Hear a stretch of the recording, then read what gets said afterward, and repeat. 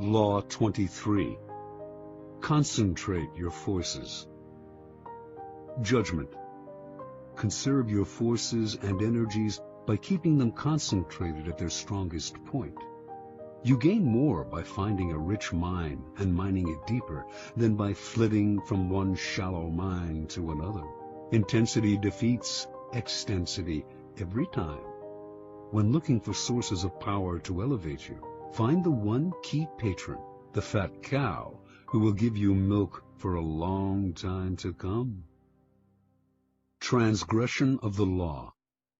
In China, in the early 6th century BC, the kingdom of Wu began a war with the neighboring northern provinces of the Middle Kingdom.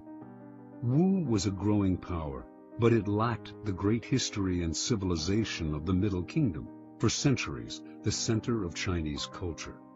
By defeating the Middle Kingdom, the king of Wu would instantly raise his status. The war began with great fanfare and several victories, but it soon bogged down.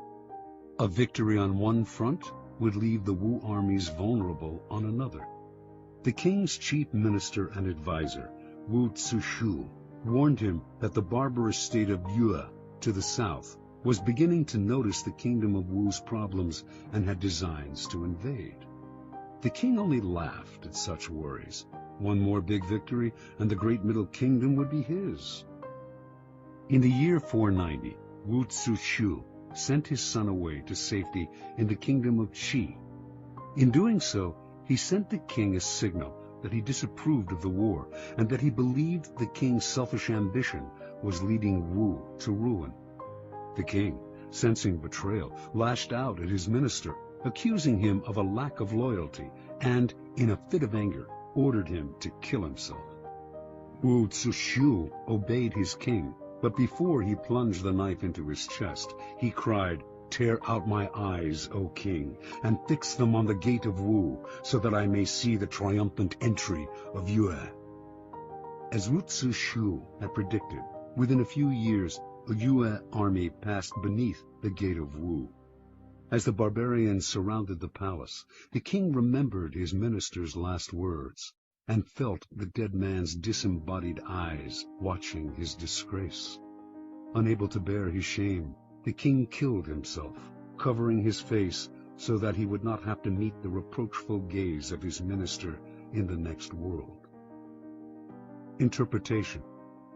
The story of Wu is a paradigm of all the empires that have come to ruin by overreaching. Drunk with success and sick with ambition, such empires expand to grotesque proportions and meet a ruin that is total. For the Chinese, the fate of the kingdom of Wu serves as an elemental lesson on what happens when you dissipate your forces on several fronts, losing sight of distant dangers for the sake of present gain. If you are not in danger, says Sun Tzu, do not fight. It is almost a physical law. What is bloated beyond its proportions inevitably collapses.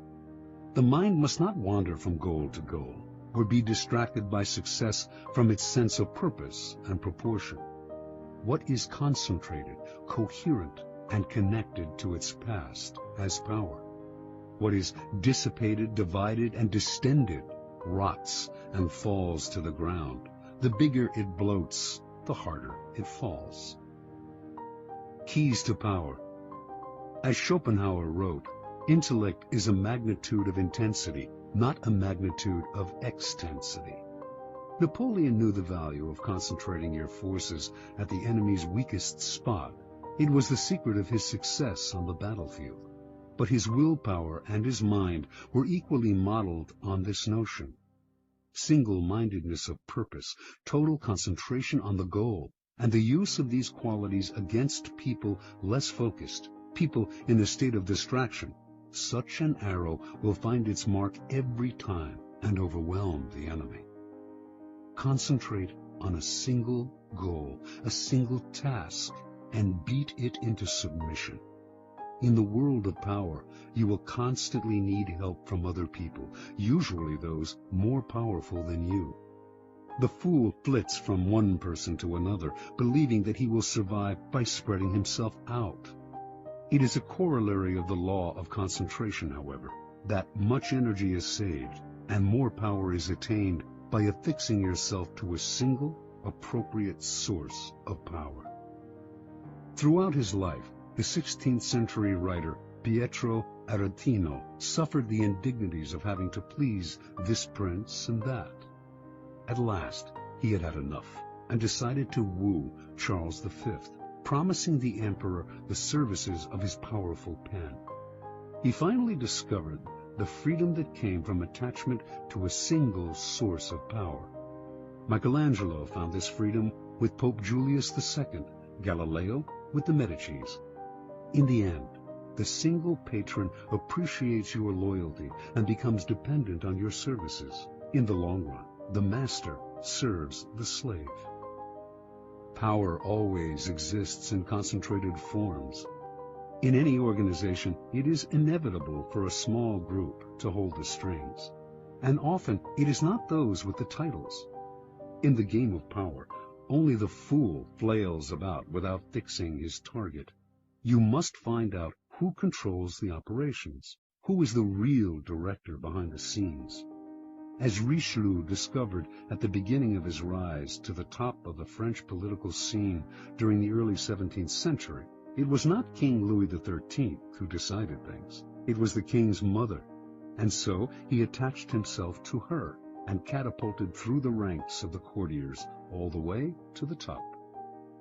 It is enough to strike oil once. Your wealth and power are assured for a lifetime.